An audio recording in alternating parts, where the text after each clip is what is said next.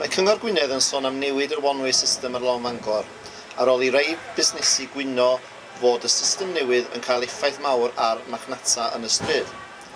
Felly, gofynnais i tîm Eiran Hughes am ei sylwadau ar y stryd pwysig yma yn y dre. Meirion, sut fath o siopa wyt ti'n cofio ar stryd Fangor? O, na lawer o siopa ar y ddwy ochr i stryd. I gychwyn, gan i ddechrau efo pen bwth chemist o honna ar y gornol, sef byddai Bruce Edwards.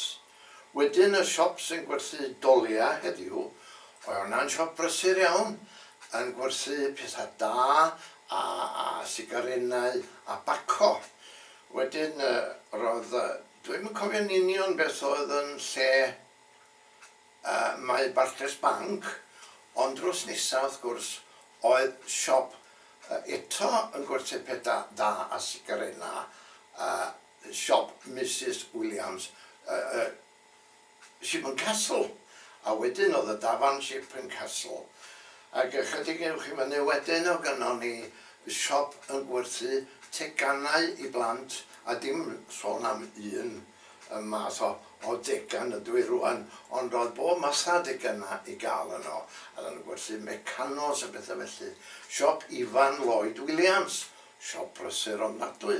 A wedyn o gynnwch chi Dent Jones, Glovers, oedden nhw, ond oedden nhw'n gwerthu bob masa o ddillad.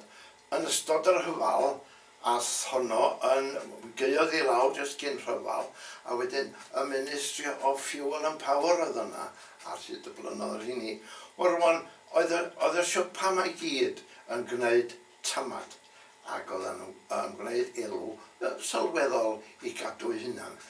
Yr ochr arall i'r stryd wedyn, o gynnwch chi amryw o siopa. A thai, o'na dau yn mynd oedd lle oedd y rai yn Mangor hanner ffordd i fyny, Pierce, dwi'n meddwl enw rai yn Bangor, i fyny at lle mae y capal Pendre heddiw.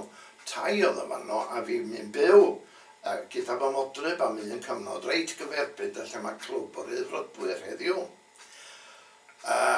Ochr all i stryd wedyn, o gynnwch chi y le gwneud gwallt, ac o gynnwch chi yr Pendre Temperance Hotel.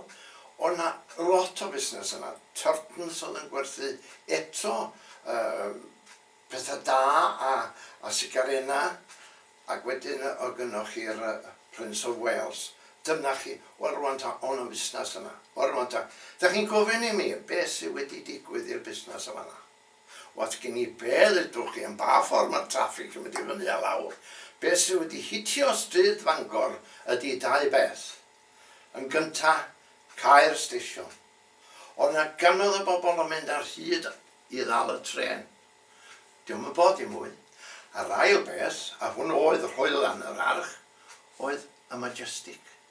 Oedd yna bobl yn mynd i ddau, oedd yna ddau haws yno. Y nos, o ta, mae'n dod o 156, a wedyn 107 ac ymlaen. Oedd yna bobl yn tyrru y Majestic. Oedd yna o siopan ma'n gorad i dderbyn cwsmeriad. Does neb fodlon heddiw i fod yn gorad ar ôl 5 o gloch y nos.